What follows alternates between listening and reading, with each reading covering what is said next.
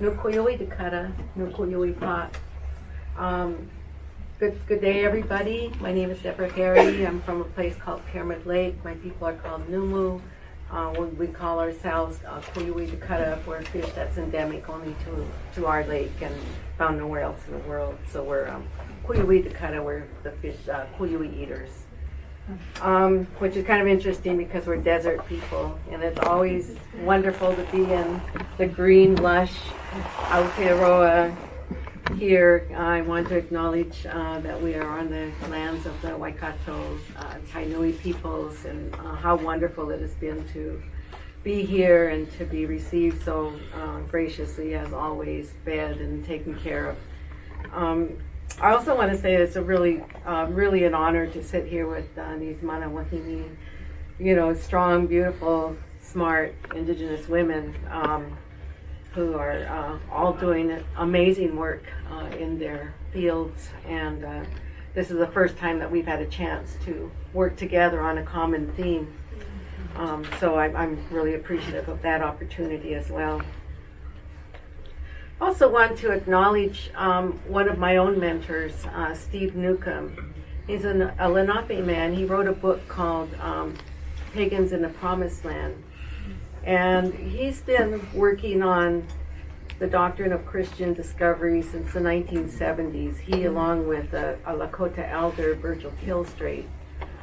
And he, in my view, is the preeminent scholar on the doctrine of discovery. He is in deep. He reads the Latin.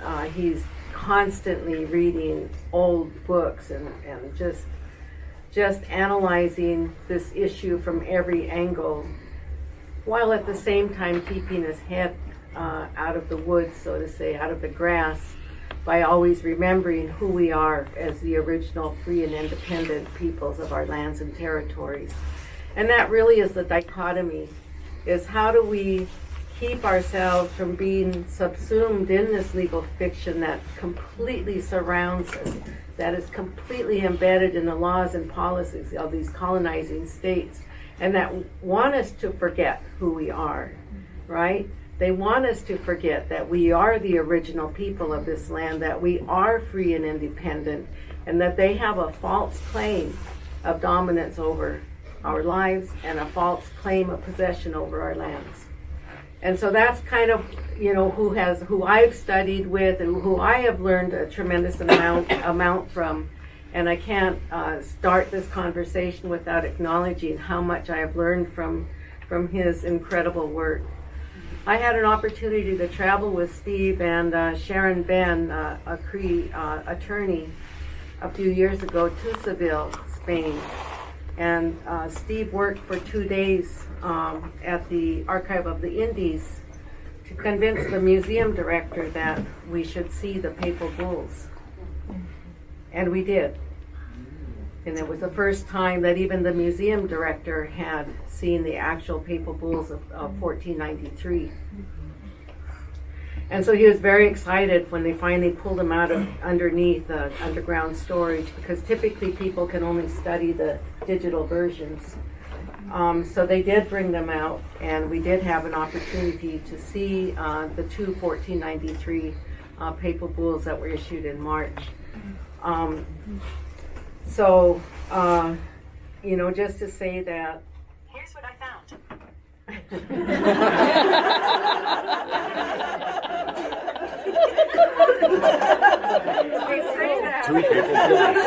And to live to tell about it. I mean, that's the extraordinary thing, right? So the papal bulls were written on lambskin, and they're about this big, completely written in Latin, and you can see finger smudges and all those kinds of things, and it would fold up into a piece of a document about as big as your iPad. And that's what was rolled out and read to our peoples whenever they were encountered, and demanded that they, surrender to the yoke of the crown and to the cross. And if they didn't, then they would justifiably slaughtered. That's what the papal bulls are. So let me just give you an example. This is a text from the papal bull Dum Diversas from June 18th, 1452. Now these are mandates issued by the Pope. Okay, and so what they would do is they would actually say, in addition to all the previous papal bulls that we've issued, now we say in this new one. So they incorporate all previous versions and then now make a new assertion. So this Dum Diversas was issued to authorize Alfonso V of Portugal to go into Africa, to invade, search out, capture, vanquish, and subdue all Saracens and pagans whatsoever, and other enemies of Christ, wheresoever placed, and to reduce their persons to perpetual slavery, and to convert them to his and their use and profit. And by having done so, King Alfonso will now have justly and lawfully acquired and now possesses these things: islands, lands, harbors, seas, and they now rightfully belong to said King Alfonso and his successors.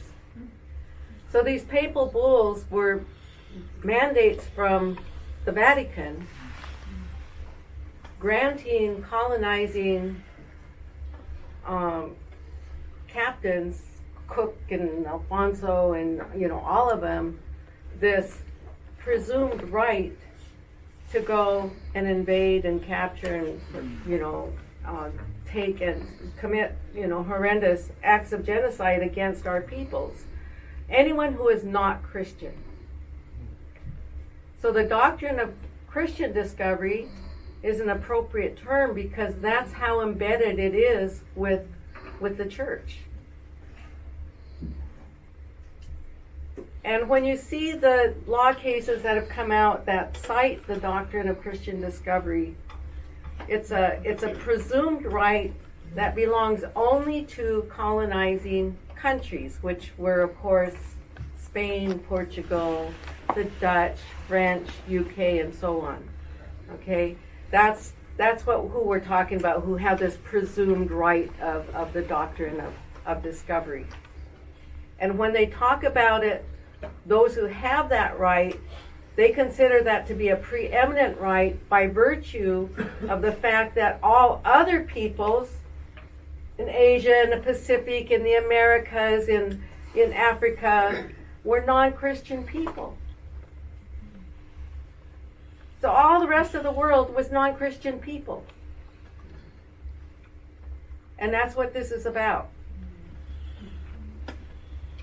Based on the belief that indigenous peoples are uncivilized, barbaric, heathens, and therefore the discovering European nation may place itself in a superior position to the indigenous peoples that it encounters. It's a legal fiction that discovery of these new worlds resulted in inherent limitations on indigenous peoples' sovereignty in favor of the Europeans' discovery nation. So how did it play out? So first they claimed this right of possession, right? And so Tina talked about these symbolic acts.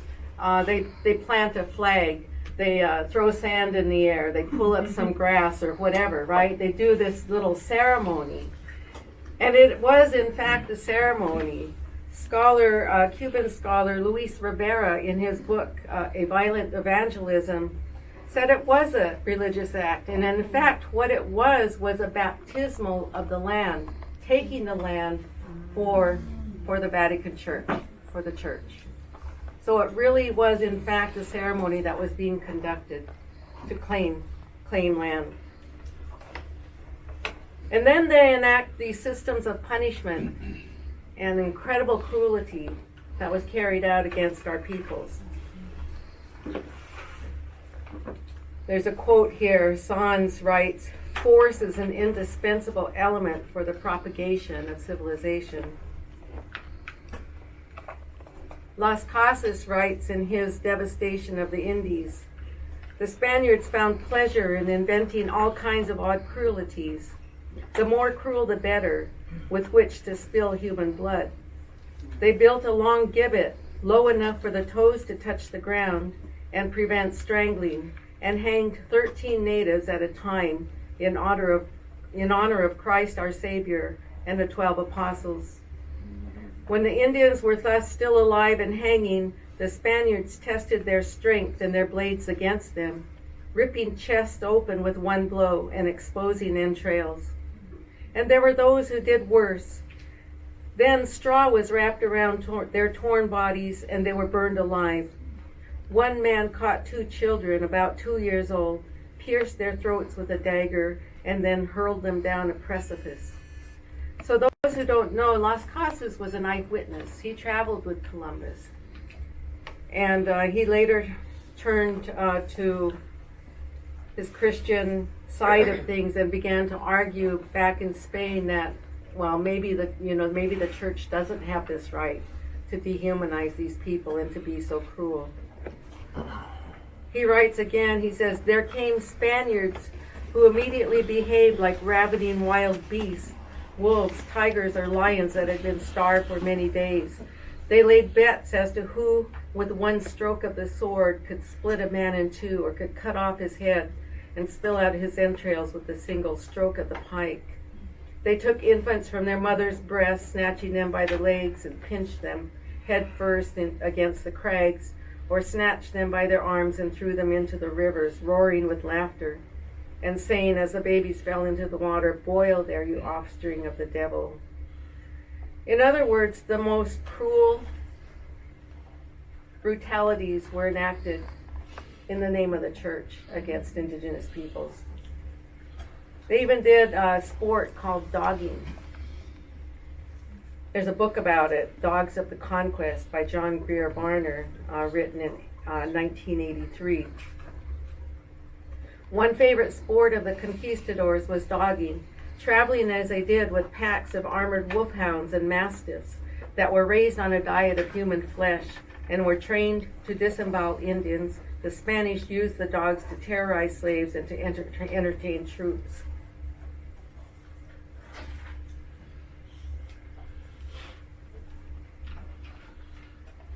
And so if you think about the process, then you have this presumed claim of possession, and then you have these Christian systems of punishment and genocide, and then you get to the colonial systems of domination, okay, which is kind of where we're at today.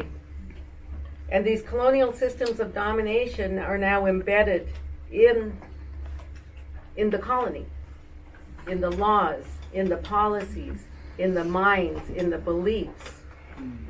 And so if you think about it, the savages were any non-Christian people. Okay, so really what we're talking about is not just the effect on indigenous peoples, but any people of, color and ethnicities around the world. And so it's no wonder that race relations continues to be a huge issue in all of these countries, because there's still this fundamental belief that indigenous peoples and other peoples of color are less than human. Mm-hmm. That has not gone away. Yeah. There was some mention of, then let's talk about some of the law and policy for a minute, and I'm going to just try to go through this really quickly. In the U.S., there are 3 fundamental cases that came out of the U.S. Supreme Court in the early 1800s.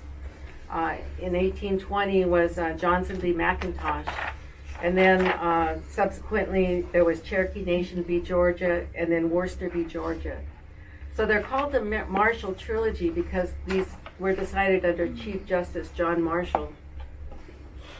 And in Johnson v. McIntosh, this case actually references the Doctrine of Discovery and the right of Christian nations to claim and to own and take possession of the lands of indigenous peoples.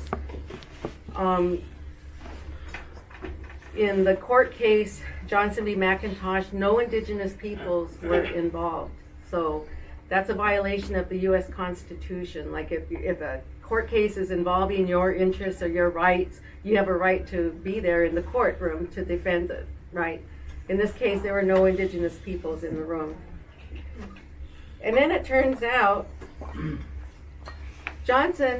Marshall had an interest in the land that was being decided in the case. So he had a conflict of interest. He should have recused himself, but he did not. And so if you think about if you look at the case now, you have a judge that had a conflict of interest. The decision was based on religious racism and white superiority. There was no real controversy. People are saying that it was actually a collusive setup because they were using the case to try to answer the question, who owns all of America, right? And that indigenous peoples were not even a party to the case in violation of the Organic Act of the United States, which is the U.S. Constitution, right? Which is supposed to be the supreme, law of the land, right? That's how phony the case is. And if you were to see a case like that today, it would have no chance of standing. Yet in the United States, this is the starting point for what they call federal Indian law.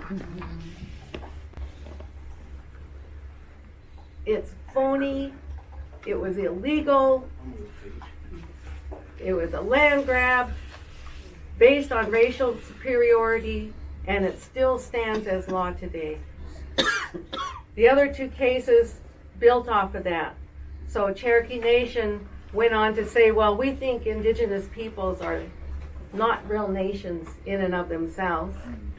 They're really just domestic dependent nations. In other words, that we are now subsumed within the American system. We don't have a right to stand on our own independence. And then the next case, Worcester v. Georgia, said, well, now indigenous peoples can't own their land. They can only have a right of occupancy according to McIntosh. Then according to Cherokee Nation v. Georgia, they're domestic dependent nations. And then the third case says, well, Congress has plenary power over these people. In other words, Congress, the U.S. Congress has absolute power. So all of these cases together create this legal fiction of what's supposed to be, our existence within the United States is supposed to define that. And then as we go further into where do we go from here, right? The question is, where do we go from here? Can we challenge the validity? And so if you look at where you would reasonably look, which is international law, and if you look at, say, a document like the UN Declaration on the Rights of Indigenous Peoples, you're going to find some problems there because the states have had their hand in making sure that the text benefits them. The final outcome of the UN Declaration on the Rights of Indigenous Peoples, Article 46, says that indigenous peoples cannot do anything that challenges the territorial integrity of states. So if we're going to challenge and assert our right of independence and liberation and freedom from a dominating colonial state, it would be considered a threat to their territorial integrity. And if you look at Article 3, the right of self-determination in the Declaration, and then read Article 4 right after it, Article 4 basically says within the confines of the domestic law. If you read U.S., Canada, New Zealand, and Australia's reluctant acceptance and endorsement of the UN Declaration on the Rights of Indigenous Peoples, I'm talking about the 10-page versions, not the report that went into the news media, you will see it chock full of reservations with wording like consistent with domestic law. So they will exercise those rights within as they determine them, right? In other words, consistent with their own domestic law. How am I doing on time? One more minute. Okay, man, that went fast. Patterns, discovery, claiming, renaming, ownership, granting themselves ownership, right? And then profit, right? That pattern plays itself out. The same applies to appropriation of indigenous people's knowledge, our genetic materials, our lands, our timber, everything. The same process plays out. The U.S. Patent and Trademark Office rules around intellectual property are the standard that's set around the world. That is the standard that the World Intellectual Property Rights Organization endorses. It's a part of the WTO, all of the trade agreements. So if you look at, those processes, it's the same pattern that is set and plays out all around the world that affects us all. They would have us believe that there is only one society, right? That we have to work within the laws of the colonizing state. But that's not true. That's not true, because the way that the doctrine of Christian discovery has played out is unjustifiable. It can't be sanctioned. And in fact, many churches and many church organizations and groups are calling for the papal bulls to be rescinded. And so I think our challenge as Indigenous peoples is to, we kind of get, we exist in a maze of domestic policies and laws that are, confusing, and their starting point is with the fallacy itself. And so we've got to go back before that and say, well, wait a minute, there's something wrong with this whole system. And I guess if I had to close it there, I would say that's our challenge as Indigenous peoples, is to remember who we are, stand our original rights, our inherent rights. Treaty nations, you have a treaty right. Treaty is an international legal standing. It's not subservient to New Zealand or to whatever. For the Haudenosaunee, they talk about treaties as a two-row wampum, that you have the Indigenous peoples in the canoe traveling parallel with the colonizing people, and they have a relationship by treaty, but they are not the same. They travel parallel to each other. They are not one and of the same. One doesn't have a right over the other. And so I think that's a good visual way of thinking about our rights as Indigenous peoples, as being the original peoples of our lands. We're not, they want us to be consumed or subsumed, dominated over. In fact, that's a definition within international law of who are Indigenous peoples, that we're dominated peoples. If you look at the Cobo report and the Cobo definition of who are Indigenous peoples. And so we have to kind of really look at these things critically and say, well, I don't accept that. Okay. Thank you very much.